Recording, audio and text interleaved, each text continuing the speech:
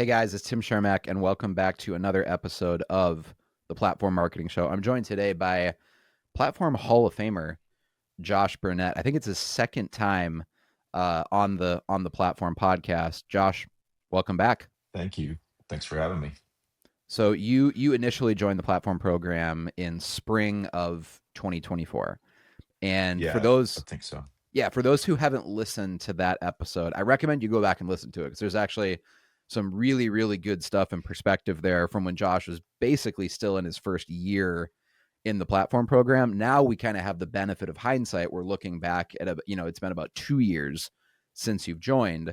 But if you listen to that episode, one thing that you mentioned that I want you to kind of just summarize here, we don't have to go into crazy detail, is I remember right when you joined the platform program, you had quite a drought. You had gone several months in a row without a closing. Can you kind of just tell that story again to kind of like set the stage from where you were to where your business is now? Yeah, so it was around March of 2024. So I had two closings in January that year, and then I didn't close a single deal for February, March, or April. So I went about 12 weeks, 12 to 14 weeks without closing any deals. But in the middle of that was when I decided to hire Platform. And I think something I shared with you on that last uh, podcast was I didn't join Platform because I had the money. I joined Platform so that I could have the money. Yeah, and obviously it's worked out for you. So we'll get into where where the financials and where the business is now. Spoiler alert: Josh has grown his business in the last 2 years. But I love how you framed that.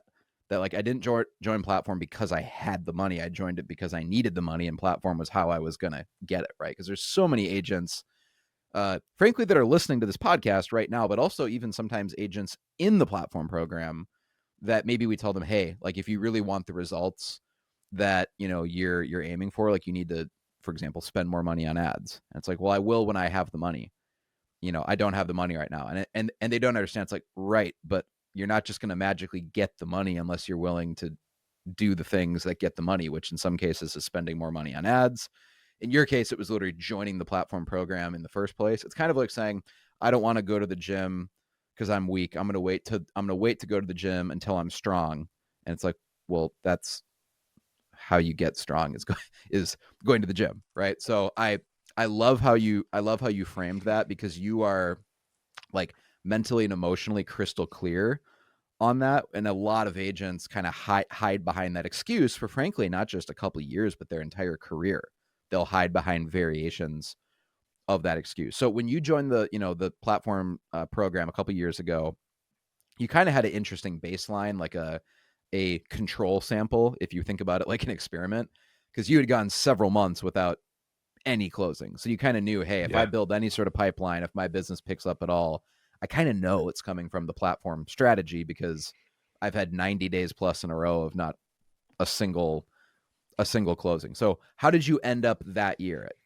Keeping in mind you didn't start the platform strategy until May of that year, I think. Where did you end up in the year 2024? Yeah. So I signed up in March of 2024. So March. about Okay. 6 weeks into that dry spell of no closings. So kind of right in the middle of it. And my business for the remainder of that year, my total volume was about three and a half times what it was the previous year. So when you look at what I did in 2023 and then early March, I joined Platform, it was probably April or so before that first ad ran. I Right, got my exactly. very Yep. first call Yep. from a listing tour in May. Um, and sidetrack really quick. I think this is where a lot of people they want that instant gratification and they want that instant success. And it was really cool that I got a phone call off of a listing tour that Platform was marketing for me. Within a month or so, those people just closed in January of this year. So it Okay. took 2 years Yeah. to close that deal, right? But that's a platform deal. So yeah, business increased three and a half times that year. I'm on track this year that, since starting platform, over a 500% increase in my business. And Okay, hold I on, hold on. think, yeah, A 500% increase in your business. I don't want to like gloss over that. So just like it probably goes without saying, but I'm going to say it anyways. when you talk about 100% increase in your business, that means your business doubled, right? When you talk about a 200% increase, that means your business tripled. You're saying that you've had a 500% increase in your business since joining the platform program? With what we're tracking for this year, yes. So it depends on what this year shakes out, but we've already hit 400%. So Wow. Okay. um Okay. yeah. So, and there's a lot that goes into that, right? Like, is platform the magic pill? No, but it's a huge part of it. It's also the Yep. environment. It's also Yep. taking action every single day. So it's definitely certainly an active platform. It's not a passive, like, hey, I just let platform hit my card every month and my business grew 500%. And Yep. I'm sure we'll get into that. I've said this, I think, for the last like 4 or 5 podcast episodes in a row, and I'm going to repeat it again. The metaphor I come back to every time is buying a gym membership. You can buy a gym membership and they're going to bill your card every month, but you're not magically going to lose weight or add muscle or increase your VO2 max or whatever your goal is just by having a gym membership, right? It's the actual going to the gym and working out that makes the difference. So even if you join platform, you still have to do what we tell you and follow the Right. recipe, which, to your credit, Josh, giving you public credit here on the podcast, you are one of the absolute best clients we've ever had in terms of like, we tell Josh to do something and he doesn't overthink it. He just goes and does it. And that's why you're having the results that you're having. Well, and we talked about that last time, right? Like the joke I like to say is that I'm just a grunt, right? Like I was in the military, I was a police officer. Just tell me what to do, and I'll just go do it, right? I don't need to overthink it. I don't need to recreate the wheel. Just go do it. And one thing I want to point out too is and I don't mean this in like a braggadocious or arrogant way, but we're talking about substantial numbers because I could have sold one house 1 year and then sell five the next year and say I had a Yeah. 500% Yeah. increase. Yeah. Yeah. Yeah. Right. So I think percentages can always be jaded. What's that joke? Like 60% of statistics are all made up. But Right. um, we're talking about substantial numbers, right? Like we're talking about already going from double digit sales in a year to hitting almost triple digit numbers in a year. So we're talking about a huge growth in actual volume and units, not just a vanity metric of, well, cool, you Yeah. sold two houses and this year you sold six. Right. Right. Because it's like if someone was even at 2 million in sales, which obviously depending on your price point can be, a couple houses or it can be 10 houses, right? But if you're at 2 million in Yes. sales and you triple your business to 6 million, I'm still really really happy for you because that's great, and I Yeah. genuinely am happy for you. But it's like I'm probably not going to broadcast that success story from the rooftops of platform like, hey, we tripled this person's business from 2 to 6 million, because like once you find out the details of that, it's like, yeah, that's just not that impressive, right? But to Yeah. your point, you already had a decent business. So when we talk about, hey, Josh's business has 4x and eventually 5x, it's like we're talking pretty big numbers here. So where do you think you're going to end up this year in terms of like sales volume or number of transactions? Yeah, so to put that into perspective before we share that exact number, the Okay. year before I joined Platform, which would have been 2023, was the year that I had left the police department. So it was my first full-time year back into focusing on real estate. So I'd been doing real estate for a long time, since 2010. 2023, first full year back into it. Sold 10 houses that year, 4.6 million. I don't hide behind my production. I don't need to make it sound better than it was. Good year, nothing No, amazing. no, Not and what I not will what I want. I will like jump in and say here that in the kind of world of platform, obviously we kind of self-select, we attract more ambitious agents, right? So like people will hear a number like, oh, I only sold 10 houses or it was 4.6 million, and they're like, oh, it's not a lot. It's like, well, that's more than the average agent. So already Yeah. if you're selling almost 5 million a year, that is actually more than the average agent. So it wasn't like you were a total chump and just like weren't selling any houses. Like you were doing better than the average agent, but that was kind of like the floor for you, and you're like, okay, Yeah. how do I grow Right. this? That was like, okay, first full year back into the business. Now that's our baseline. So now where do we go from there? And so this year I'm tracking for 30 million if things keep going the way they're going. So That's amazing, man. obviously substantial numbers. Yeah, that's amazing. Like that type of growth going from let's just call it 5 million to 30 million. That definitely qualifies in the category of what I would tell people. That's not a coincidence, right? No one's Yeah. business just spontaneously grows from 5 million to 30 million unless the marketing you're doing is working in some Yeah. way, right? So so we went from 4.6 to 12.8 to 16, and we're already at 12 for this year. That's So amazing, man. That's amazing. So you came up to me. I remember this, and you probably remember it too. At the 2024 Mastermind, which was the one that we had the platform Mastermind at Disney World, and I remember you came up to me. I was still like on the stage. I think it was at the end of the event when everyone was kind of walking out of the room leaving, and you came up to me and you're like, "Hey, I'm going to be in the Hall of Fame next year. I just want to let you know, like, I'm going to make Hall of Fame. I'm going to do whatever I have to do to be in the platform Hall of Fame." And in the year 2025, Josh Burnett was inducted into the Platform Hall of Fame because at that point your business had grown from 5 million to what? Like what was the number you hit in 2025? so 25 of 16 million. Yeah.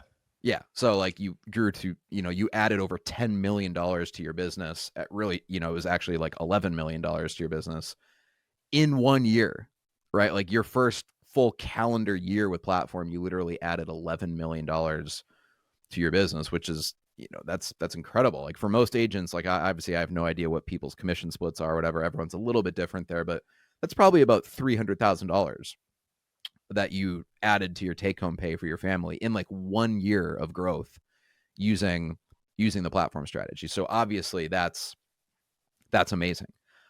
If your business never grew a single penny from there, that's amazing. But why I wanted to have you back on the show is that your business has continued to grow, right? It's not like you plateaued at 16 million, called it quits and said, you know what, I'm just going to put things on cruise control. I'm making a good living here. Let's just keep maintaining this. You've kept the gas pedal down. You sent me a text message earlier this week and you're like, hey dude, 40% of my closings right now of my business right now, I can kind of link back to platform. Would you mind like giving me the context on that? Yeah, 100%. So 40% of my business so far this year, since January 1, is a direct result of platform marketing. Some are off the lead ads, actually, reaching out to your leads. I know that's a fun joke you and I have running of like not Shocking. calling and Yeah. texting leads, right? Some are there was the one that closed in January. That was my very first phone call off a Yeah. platform two Yeah. years ago, and we That's finally closed. that's awesome. Because right, life happens. Which funny story about that really quick. So I went on that listing appointment, almost 2 years ago, and they loved everything I had to say. I talked about platform. I showed my videos. They called me off of one of my videos, right? I didn't get the listing. They hired somebody else a year ago, and that agent couldn't sell it. And they kept thinking about me and they kept thinking about my marketing. And the reason they hired this person was because at that moment, that person had just sold a house a couple doors down. So they just hired like the neighborhood person, right? They asked this girl, like, can you do a video on the property? This was her response. Oh, yeah, that would probably be a good idea. Like, it wasn't even in her mindset to do a video to market this property. Which like 10 years ago, that would be a somewhat normal response. Like when we when Sure. we when we started platform marketing, I think it was now actually like 12 years ago. Doing videos was still kind of like a novel thing. Like some people were doing it, but the vast majority of agents were not doing anything with like listing videos or anything. Now, I don't want to say it's normal, but it's certainly not uncommon that many agents are doing Right. listing videos. Obviously, the difference is a the creativity of said videos, and B, are you putting any sort of like advertising marketing spend behind it? Right. Because like if a video goes out on social media or on YouTube, whatever, and gets like 18 views, there's a big difference between getting 18 views and getting 47,000 views, and Right. that's what our platform agents are Yeah. And so that's what typically brought doing. that back. And then I do a lot of referrals with agents in platform. So I mean that alone, that's a direct result of platform. If I wasn't a part of platform, if I wasn't active in the group, if I wasn't in the Hall of Fame, if I wasn't on stage last year, if I didn't run around throwing little Debbie Christmas tree cakes at everybody at the mastermind last year, then That's right. I wouldn't have gotten those referrals as well. So yeah, 40%, 100% this year is because of platform. 40% of the time, it works 100% of the That's time. right. So uh, as you've uh, as you've grown your business, again, we're only about 2 years into your platform experience right now. So it's not like you're one of those clients who's been with us for like 5 years, right?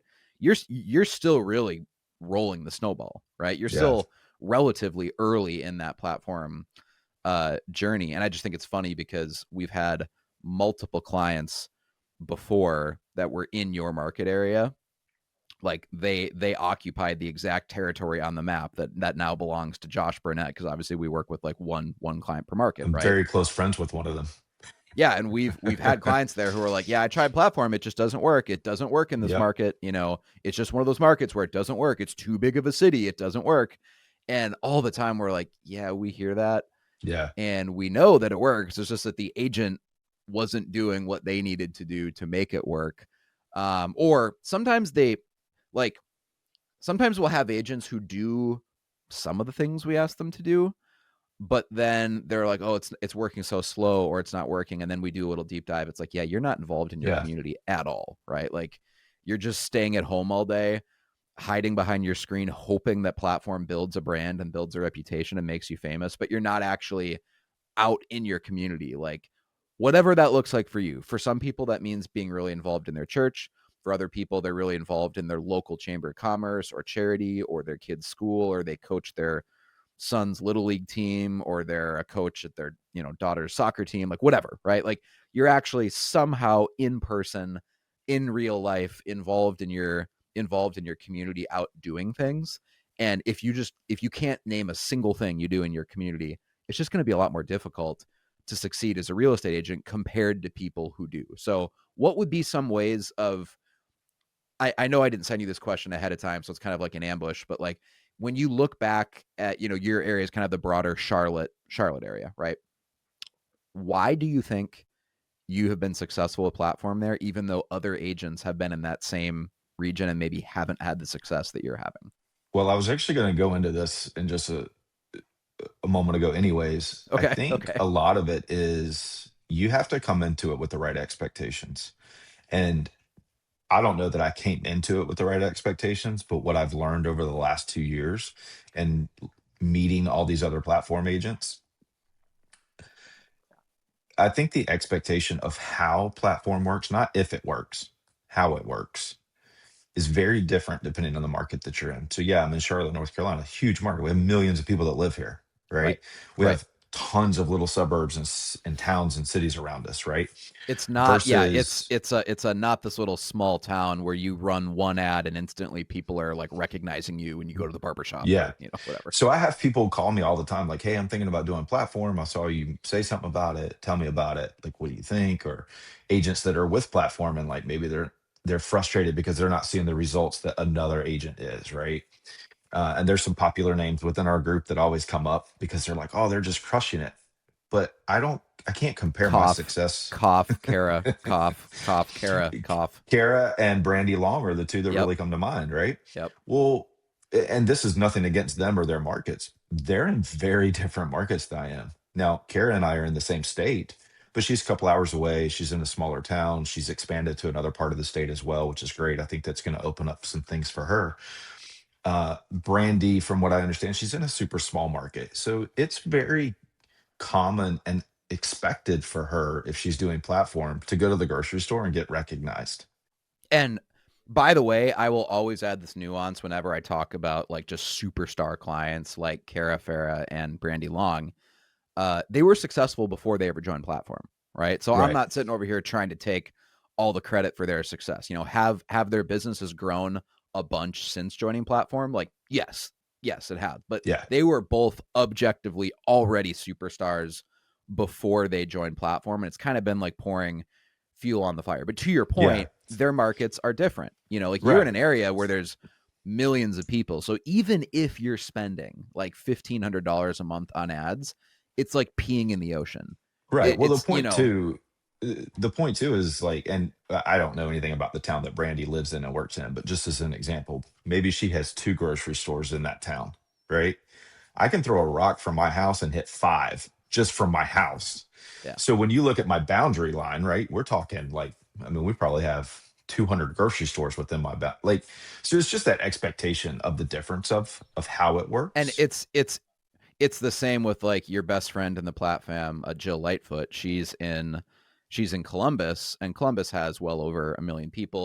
Yeah, It's a big area. It's not likely. It's possible, but it's not likely that you or Jill are gonna go to a grocery store and immediately get recognized by, oh, I right. saw your listing video. It's like, yeah, there's 1 million people there. The odds of that happening are like a needle in a Yeah. haystack because it's such a large populated area. Right. And so to go back to your question, why do I think it's worked for me and not for others? I think part of it is that expectation. They hear the Brandies and the Caras and the, oh my God, I went to Starbucks and everybody knew who I was.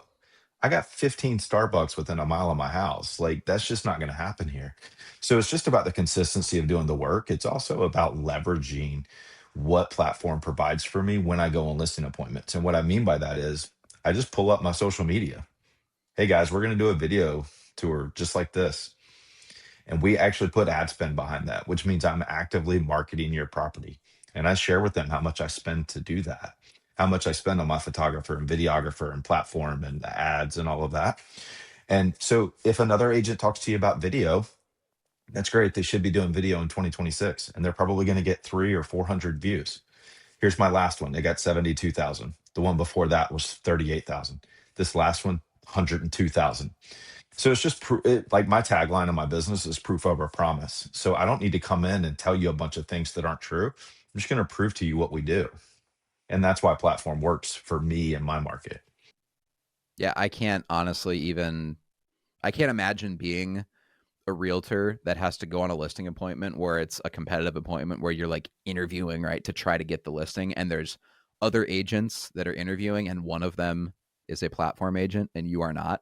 I can't imagine what it would be like trying to win that listing because the platform agent can go in, like you said, whether you're pulling out an iPad, your computer, your phone, whatever, and just showing them, hey, here's the recent videos I've done. Here's the marketing I do for my listings. Here's how many views it gets, whether it's 38,000 or 114,000 views, whatever. It's like you have actual empirical data that, like, here's how much engagement and impressions I'm getting on your home that other agents aren't getting. Like, everyone's going to Yep. put it on the MLS. Everyone's going to make a social media post. It's going to be syndicated across all these websites. And like, that's what every agent does. But Yep. here's what I do differently. Yeah. And I just went on an appointment a week ago, and she told me I'm interviewing 3 agents. And she's an engineer. She's that analytical mind. And she said, Yeah. you know, Yeah. if I'm hiring a contractor, I get 3 bids. So I was like, why wouldn't I do that with real estate agents? And when she reached out to me the next day to let me know about getting the listing, she said, hands down, you had the absolute best marketing out of everybody that I talked to. So And that's what it comes down to. yeah. And like when they're hiring an agent, they're not hiring you because they think you have a charming personality or how many years you've been in the business or, whether you've won a, Yeah. homes.com award or whatever. It's like they just, are Or you what going to, brokerage you're with. right. They don't care if there's a balloon on your sign or if you're with Yeah. Real or EXP or whatever. It's like, can you market my home better than other Yeah. agents? And kind of adjacent to that too, I think if you can prove that your marketing is, like, again, objectively, not subjectively, but objectively superior to other agents, it also helps you defend the integrity of your commissions, like whatever you try to Right. charge, right? If Yeah. you want to stick to 3% or you refuse to go below 2.5% or whatever that looks like for you in your market. We have agents in the platform actually that are consistently charging 4% now because their marketing is at such a higher level than their competitors, or they can actually say, yeah, no, I don't Yeah. discount my commissions. I know other people might do that, but I don't discount my commission that I charge. And here's why. Yep. And then usually sellers are like, okay, that actually makes sense. You're the first ever realtor I've ever talked to that actually had an answer to that question, right? Of why Yeah. should I work with you compared to other Yeah. agents. And and I do the exact same thing. And I say, this is what I charge. I don't negotiate it. Here's why. And again, it goes back to proof over promise. And I don't ever get pushback on that because I can support what I'm saying. I'm also not desperate to get your listing. So I'm not going to buy the listing by giving you too high of a price. I'm not going to buy it by dropping my commission because I know what I'm going to put into it. And I tell them exactly how much I spend just to put their house on the market. Right. So if I'm investing that to list your property, obviously I'm invested to get it sold. And one thing when people look at platform and they're evaluating this, adding this into their business, we already talked about how I really didn't have any money and any closings when I hired platform. To this day, it's still the number one highest expense on my P&L, and I'm not in a contract. And you don't pay me to come on this podcast. And yet I choose to continue to have that as the number one expense on my P&L because it directly results in an increase in business. Now let's talk about kind of the shift you've made at some point in the last year. I think you started to maybe absorb some of our teaching on like, hey, CYDL, call your damn leads, right? We kind of joke about it in the group. It's Yeah. become like an ongoing joke because so many agents do not CYDL, they just like wait for people to call them. Yeah. We actually, okay, I'm not going to name the person by name, but we had someone quit platform this last month. And when their account manager was like kind of closing out their accounts, winding everything down, just going through the checklist that we do when someone leaves platform, like they went into their CRM and saw that they had a person who wanted to buy a house, who had a $2 million budget, who had actually replied to one of the emails, and the agent just never followed up with them because they were one of Yeah. those agents who was like, oh, I don't follow up with leads. I don't call leads. I wait for them to call me. It's like you had in your Yeah. CRM a lead that we generated for you with a $2 million budget, and you were just so lazy that you didn't log in and see those leads there, and then they quit, and they'll probably go tell people that the platform marketing strategy doesn't work, right? Yeah. So you have, again, your business grew a bunch in the first year regardless, but I think part of the shift you've made at some point in the last 12 months is you're like, hey, if I'm going to be investing this much money into my advertising, into the platform marketing program, I should probably follow up with all these leads. What led to that? What was the genesis of that? And what results has that created for you that maybe you otherwise wouldn't have had? I think it's just, you see all of them coming, all those leads coming in. And I do want to clarify, and you say this all the time, platform is not a lead generation engine. It's a marketing engine. But with that, you will naturally attract some leads depending on how you're running your ads. And it's just seeing them come in and know, okay, I have big goals. And if I'm going to get there, what other actions can I take? Well, I'm already getting these. So there's nothing else I need to go pay for. There's nothing else that I need to go do to bring leads in. I have these people coming in. And I know you and I have kind of joked about it before. CYDL, call your damn leads. And I'm like, TYDL, text your damn leads. Cause like I'd rather Yeah, stab yeah, myself in the eye with a safety pin than have to make a phone call. I'm just being real. But I started doing that. And so when those leads come in, I have one auto text that automatically fires out, and then everything else is manual. So if we're running a homes list ad, when they come in, that auto text is specific to the list that they've opted in on. So like we ran one for basement homes for a while. Hey, got your request for list of basement homes. Just want to make sure you got the list that we sent over. Like, and I don't remember exactly what it said, but it was basically like, what's your plan for the basement? Are you looking yeah. for finished space or unfinished, like storage? Like, what Dude, is I'm that? so I'm so jealous of people who have basements. Since I moved to Florida, I'm from the Midwest. I'm from Minnesota, originally, and like I took for granted like everyone in the Midwest has a basement. It's just like all houses have basements. And moved down to Florida because like where the water level is and you're basically building your house. I mean, technically on a swamp if you live in Naples. It's like you go down 6 inches and there's water, right? So Yeah. you cannot have a basement where I live in Florida. It's just like an engineering problem. You cannot have a basement. I'm so jealous of people who have that. So let me ask you this because we've already talked about like people say platform doesn't work or this or that. Do you ever hear people say to you or within our Facebook group or anything that the leads are bad, right? Yeah. Well, I call them and they don't answer, or I text them and they didn't respond or whatever.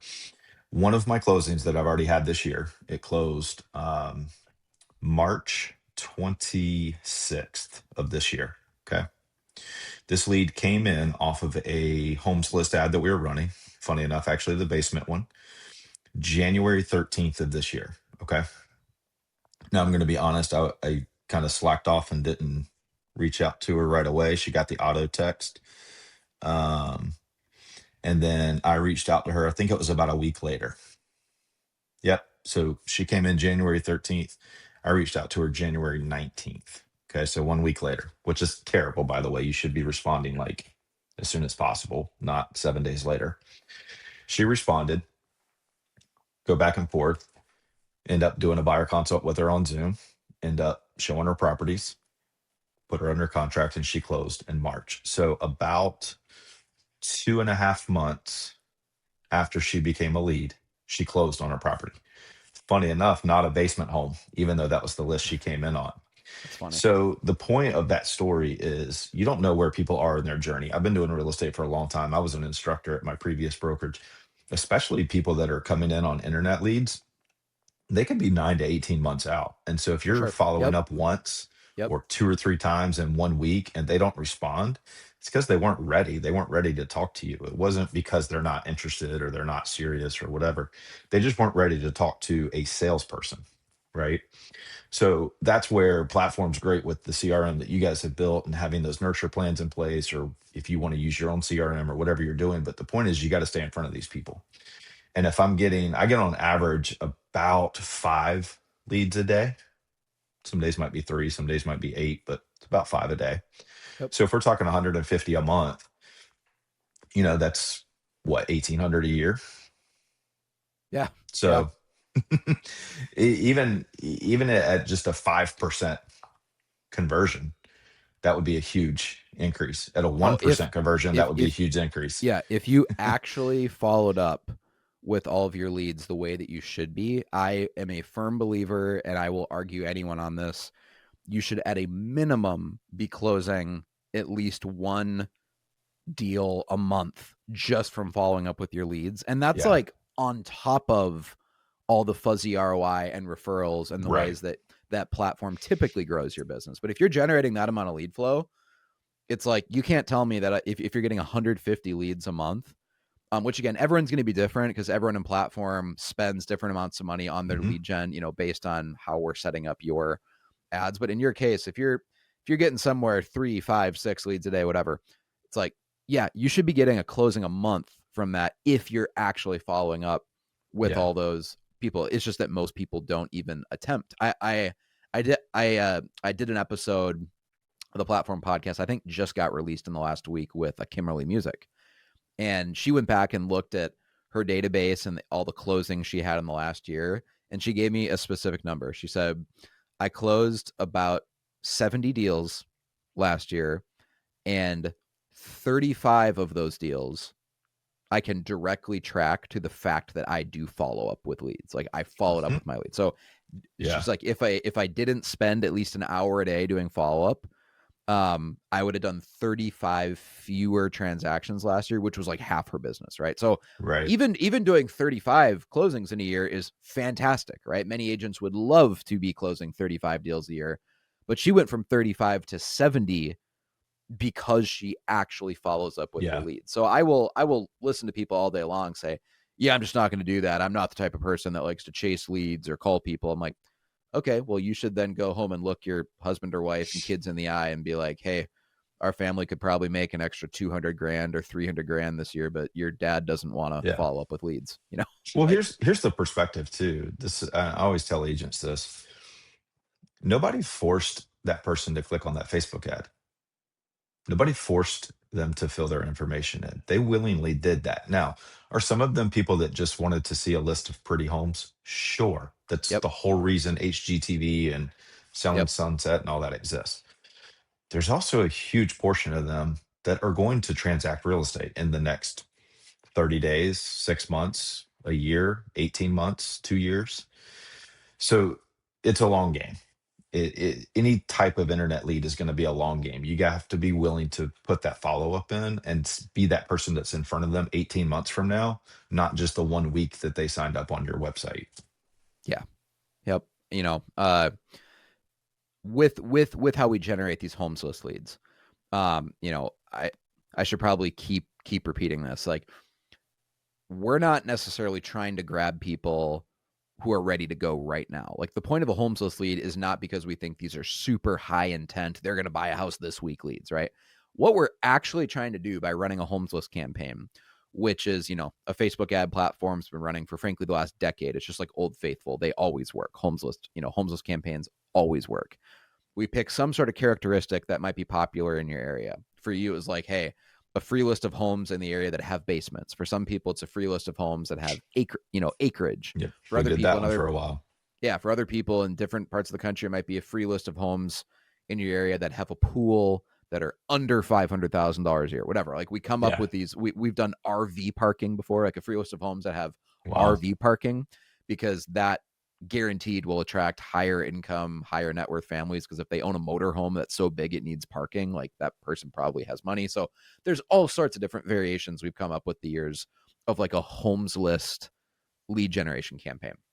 What people miss, and the reason I think they don't follow up with the leads, is they're like, oh, I tried this for a couple of days, none of these leads are serious, they're not ready to go. It's like, well, yeah, right, the only reason we're doing it is because I'm trying to get clicks on the ad, not leads. Like, and that isn't like a trick question. Like, I'm actually not even trying to get leads. I'm trying to get clicks. We're trying to build your retargeting list with as many clicks as possible, because anyone who clicks on that ad is now going to start seeing all the rest of your content. They're on your retargeting list, right? And we found the best way of proving intent that, yeah, they're at least interested in buying or selling a house in the next year, is getting them to click on a homes list ad. Now, obviously, about 10 to 20% of people who click on the ad end up actually signing up and registering and giving us all their contact information, which is to say they become a lead, right? I honestly view that as just like icing on the cake. It's like, cool, yeah, by running a homes list ad, you'll probably get some leads because some people do actually opt in, right? But that is honestly not the reason we're running that ad. We're running the ad to get as many clicks as possible onto your retargeting list so that we can then retarget those people for the next 6 months, the next 12 months. And any leads that come in are purely just a byproduct uh, of that. And so agents see that and they're like, okay, yeah, but the leads aren't good. As you said, it's not that the leads aren't good, it's that likely they're 12 months away. Yeah. And let's just talk tactically for a second, because one of the things that kind of annoys me in this industry is people will say, well, follow up or provide value or do this or do that, but they don't ever actually get tactical about it, right? Like they just repeating the same stuff they've heard at every other conference they went to for the last 12 years. And I'm not going to plug other tech or products or anything here, but one of the things that I have happen, so I already mentioned I have an automated text that goes out when that lead comes in. They're already getting the automated email with the list of homes that they've opted in on. Well, then what I also have set up is an automation. So, like right now, we're running a new construction homes list. So it's homes in two different counties between 450 and 750 that are brand new construction. So then what's happening is our property search tool that we use, not the MLS, we have like a separate one that we use, it automatically creates a search based on that criteria. Sure. So now they're getting a homes list from me every day versus just that one time send out. So we're constantly staying in front of these people. And then that's all above and beyond any calls and texts that we make. Yep. So it's having those systems in place that you're staying in front of them. It's not just, well, a lead popped in. I texted them one time and they didn't respond, and then nothing else ever happens and they never see or hear from you again. Therefore, it's a bad lead, right? Yeah. So You know, just kind of want to like tactically put that into perspective. Like you got to build on what you have and look at the tools that you have. I'm not telling you to go out and buy a bunch of tech and all these different things. A lot of what you already have probably does these things. Or if it doesn't, take the extra 30 seconds when that lead pops in, hop in your MLS and create that search and send it to them. right. The Right. worst that's going to happen is they're going to unsubscribe from it. The best that's going to happen is they're going to see your retargeting on Facebook. They're going to be getting email alerts from you for new listings. You're going to be Yep. calling and texting them, and they're going to buy or sell a house. When someone is 9 months out, 12 months out, I often ask agents to imagine themselves in a similar situation, but one that has nothing to do with real estate. Because when you're a realtor, everything you kind of think about is real estate. It's like a fish in water doesn't know that it's wet because it's never known anything but being in the water, right? So you have to imagine a different industry, but a similar situation. So imagine that you as a realtor are buying a car. If you clicked a Facebook ad and opted in for information about, I don't know, like used cars that have less than 25,000 miles that are mid-sized SUVs with four-wheel drive. And like, and you know, you clicked an ad and it sent you a list of all the cars that match that description. Kind of like the equivalent of what a homes list would be for a Yeah. platform realtor, right? But let's say that you're not actually ready to trade in your current vehicle and get a car for like 9 months to even 12 months. If you didn't respond to the salesperson who follows up, which you probably wouldn't. Let's be honest. If you got an email, you just wouldn't respond, Right. or you just delete it, or you would mark it as spam, or you like, right? That doesn't mean you're a bad lead. It doesn't mean that you're not going to buy a car in the next year. It is purely just a derivative of your timeline, right? Like you're 9 months away. Therefore, I don't want to talk to a car salesperson. Frankly, I don't want to talk to a car salesperson until the literal effing day I buy the car. I don't even want to talk to them 72 hours ahead of time, right? I only want to talk to them when I'm going in. I've basically picked out the car I'm going to purchase, and let's do the paperwork, right? So put yourself in that kind of like psychological frame. It's like, well, then it's not surprising that if someone's timeline is they're 8 months out, 9 months Yeah. out, 12 months out, whatever, they don't want to reply to your email or take your Yeah. phone call. It does not mean they're not a serious lead. I mean, Right. frankly, I'm in this position right now, right? My wife and I are looking at getting a larger house. We want to stay in the neighborhood that we're in. You know, we've inquired about some properties, but we also know just financially, we're probably not going to be ready to go at this point for like a year because we want to save up enough money to honestly buy a house. Okay, so there's this golf course near where we live, and we want to get a west facing house on the golf course so we can see sunsets over this golf course. There's not many houses in our neighborhood that have a big lot size. Like anything above zero point 0.3 acres in our neighborhood is considered like huge, right? A lot of the houses are like 0.2 acres, 0.23 acres, whatever. So we want something that has at least like a third of an acre so we can actually have a decent size yard overlooking the golf course. That's not a lot of houses, right?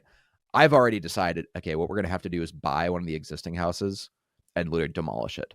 And it's going to be sad because some of them are actually quite Yeah. updated. So it's not like you're buying a tear down and demolishing it. We'd be buying, you know, like a house that is perfectly fine, Yeah.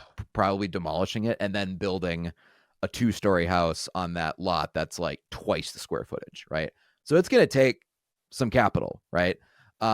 So we're very serious. Like we know what we want to do, and we will have the money to do it. It's just going to take about a year. Yeah. That does not mean if Tim Shermack clicks on one of your ads, if Right. you're a realtor in my town, that I am a bad lead, right? Yeah. But agents would think that, oh, because he's not responding, he doesn't want to meet for coffee, he doesn't want to come Yeah. in for a buyer consult, he's a bad lead, right? So I No. love that analogy that you used about the car dealership because I actually use that a lot when I'm teaching classes to real estate agents. And I'll ask the class and raise their hand. How many of you have ever gone to a car dealership on a Sunday and you stepped over that metal gate and you walked the lot and you looked at cars? And, 90% of the hands will go up. And I'll say, well, why did you do that? Well, I didn't want to talk to a salesperson. I didn't want to be pressured. I didn't blah, blah, blah, blah, blah, whatever the reason is, right? And so then I'll challenge them and I'll say, the real reason you did it is you weren't ready to buy a car. And I'll kind of let that sit for a second. And I actually had a lady in one of the classes I was teaching argue this with me. She said, yes, I was. I said, no, you weren't. Yes, I was. And we did that back and forth like 5 or 6 times. And I said, Susan, you know how I know you weren't ready to buy a car? She said, how? She's getting all, snippy with me now. I said, because if you were, you'd have gone when they were open. You Right. can't buy a car when they're Yes, closed. yes, So you yes. weren't ready to buy one on Sunday at 2 o'clock. So the point behind that is we know, like, I've never really considered myself in sales being in real estate. I think I'm in marketing and advertising, and the product that I market is just homes, right? Like, I'm not here to convince you that this is the house for you. I'm here to market and advertise the property. I'm here to answer your questions and be an advocate for you. And I think I could confidently say for all the agents I know within platform, at least, that they feel the same way. We know we're not salespeople. The consumer doesn't know that. So when they click on that homes list and they see that it's Josh Burnett, real estate agent, they're like, oh, he's a realtor. He's going to try to sell me a house today. I'm not ready to buy a house today. I don't want to talk to him today. I'm scared. I don't want to talk to him. He's going to force me to buy a house. We know that's not true. They don't know that's not true. So exactly to your point, they're just not ready. So they're not ready to have that conversation. But when they are ready to have that conversation, if you haven't reached out to them in 9 months, well, guess who they're going to talk to? They're going to talk to Yep. that Zillow agent, or they're going to talk to that person at the open house that they went to, or whatever it is. So that's where it goes back to it. This is a long game and you got to stay in front of them. Josh, let me ask you a couple kind of like tactical, granular questions here. How much money a month are you spending on your ads? I know every month's probably a little bit different, but what is the range of what the actual ad spend is? I don't know. You got to ask my account manager. No, I'm just kidding. We're like 12, I'd say between 11 and 1500. Okay. And probably I'm guessing listings are on top of that, like when you do like listing videos. Um, yeah, it just depends. Like we just launched 3 listings this week. So those are 3 that will get ad spend right away. Yeah, Right. So this whole next month of May will probably be higher. We've got 2 or 3 more that we're getting ready to launch over the next couple weeks. So yeah, May is going to certainly be higher than that when we start doing the sure. the listing tours on But top of it. you're kind of like you're like baseline though. Of even if you didn't have a bunch of listing ads going, you're probably spending on any given month somewhere between a About thousand and 12. yeah, okay, about 1,200. Even if you don't have any listing ads, it's like the baseline is like 1,200. So Yeah. okay. And I want people to hear that because sometimes it's like, oh, well, he grew his business so much with platform. What is he doing that I'm not doing? And sometimes like, well, I'm looking at your ad account and you're spending $800 a Yeah. month on ads. And that doesn't seem like a big gap, but like if you're spending 1,200 and another agent is spending 800, it's only a $400 difference, but that $400 is actually a 50% difference going from Yeah. 800 to 1,200. So Yeah. you're reaching 50% more people every month with your ads. And sometimes I think agents forget how that math works. It's a small number, but it makes a huge Yeah. difference from a percentage perspective. Well, it's funny. And I said something online the other day about this because I've kind of gotten in that era where I don't really care what other real estate agents think about me. So I'm putting them on blast for their marketing that's all the same as everybody else and the things that they complain about. It's funny. We want to, as agents, we get really upset if people want to negotiate our fee or they want a price here or there or whatever. But then the flip side of that is we want free continuing education. Okay, Bob, it's $75 a class. Like you can't pay 75 bucks to do your CE. We want all the time. Who's the cheapest photographer that I can use for that? Well, why are you doing that? And so I would say the same thing's probably true with platform when you guys get people coming in. It's like, yeah, there's a platform fee to hire a company to manage all of that. And then you're going to have an ad spend. Well, you can't come into it with the mindset, well, what's the cheapest I can spend to get a result? That's not how marketing and advertising works. If that was the case, then RC Cola would still be around instead of Coke being the popular brand, right? Coke spent more on advertising. And I totally get it because like most agents throughout their entire career have been conditioned to essentially think of marketing as a waste of money. It's like, well, if I can do marketing for $800 a month, I'd rather do that than 1,200 because honestly, Yeah. probably all the marketing they've done up until this point didn't work. So like all things being Yeah. equal, they have to spend some money every month to kind of check the box of yes, I'm doing marketing, but they want to keep it as minimal as possible. So I totally Right. psychologically understand why they want to have their ads budget be as minimal as possible. But with platform, it's like I can show you an exact graph of how many more people you'll reach spending this versus that, and yeah, There's a reason that companies spend millions to run a Super Bowl ad, right? Because it's going to get seen by so many more people. I had a friend slash kind of mentor years ago tell me, if I told you your expenses next year were going to be $1 million as a real estate agent, you would freak out. But what if you made $5 million? So the expense only matters as it relates to the return. So if you spend $800 a month and you don't do anything with it, then you wasted $800 a month. If I for spend sure. $1,500 a month and I work my butt off and I have a 10x ROI, okay, yeah, you spent Yep. $700 a month less, but I made 10 times the amount of return on that investment. Yeah. So, Marketing that's really expensive but works is actually a far better value than yeah, marketing that's inexpensive but doesn't work. yeah. And unpopular opinion here for agents that are not part of platform. We all know this being in it. But if you're considering platform or you're evaluating this and you're looking at your budget, obviously I want you to lead with revenue. I don't want you like going in massive debt trying to do something and then stressing yourself out and not doing the work. But this is not something where you can say, okay, well, I'm going to start with like 200 a month and I'm going to see how it goes. Because what's going to happen is you're not going to see the return on that and you're going to get frustrated and you're going to quit. So if you are going to commit to it, let's just go. Let's commit. Let's go all in. Let's do the work. Let's put the ad spend behind it. And then you'll see the results from that.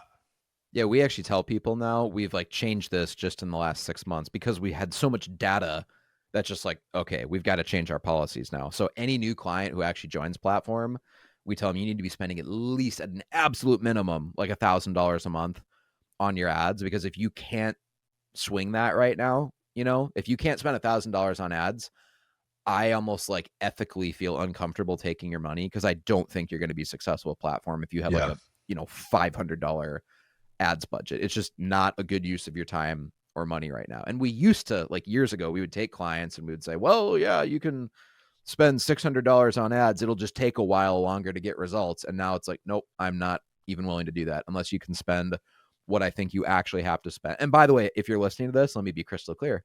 You should be spending 1500. That's the number that I know you will get results.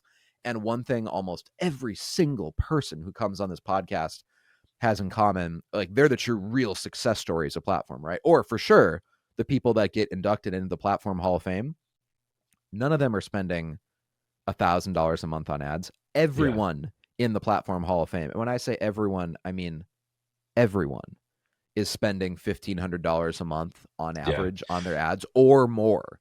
Right. Like our floor is 1200 and that's just for like the photo ads and maybe a homes list. But you start Right. throwing in the listing tours and my account manager and I are launching like a pizza video series, kind of Dave Portnoy style.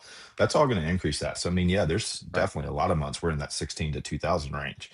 And that sounds crazy to people, but I'll just tell you this, in the last 2 years, I've added about $300,000 in GCI. So would you spend an extra 15 or 18 to 24 grand in a year to make an extra three or 400,000? I Yeah. To would. put It's it, a yeah. pretty damn good ROI. Yeah. To put it in actual monthly terms, your marketing expenses are several $1,000s a month, but it's Yeah. increased your GCI by about 25 grand a month, because 25 grand a Yeah. month times 12 is 300,000 in GCI, right? So Yeah. you are quite literally getting a 10x ROI on that spend every month. So it's like, yeah, I Yeah. spend more on marketing than the average agent, but it also has increased my income by about 25 grand a month, right? So Yeah. it's worth it. Right. Which then what does that do? That then increases the size of your database. That then increases the size of your past clients. That then increases the size of the referrals that you get. So it all plays off of each other. So I don't know. I have that different brain when it comes to Yep. scale and growth, and you have to be able to invest to grow. Josh, I got two more questions. Again, you were on the podcast, about a year ago, so I would encourage anyone who hasn't heard your first episode, like go back and listen to that, because that's a different version of Josh than you're getting right now. Because this conversation, you've had 2 whole years of kind of experience and the benefit of hindsight. So you'll get a totally different perspective about how Josh thought about everything when he was about a year in. So go listen to that first episode. So my question to you is, now that you've been in this for 2 years, what are some of the favorite ads that you've done? I don't know that that's really changed. You asked me that last time. So the ducks in a row was always a really good one for me. And I shared because my wife and I did that one together and the bloopers were pretty good. And she's sitting there throwing ducks at my head and stuff like that. So like that one always kind of stands out. Um, we are, when I say we, I mean my account manager and I, we're working on, like I said, this whole like pizza thing, because people know like that's a huge part of my personality. Like I have a uni pizza oven, I make pizza from scratch, I make my own dough. So like we're kind of turning that into something. And so we've said the word ads a lot today. And what I want people to take away from that is we're not talking about a flyer of your listing and we're running an Right. ad behind that. We're not just talking about homes list. That's like 5% of what platform does.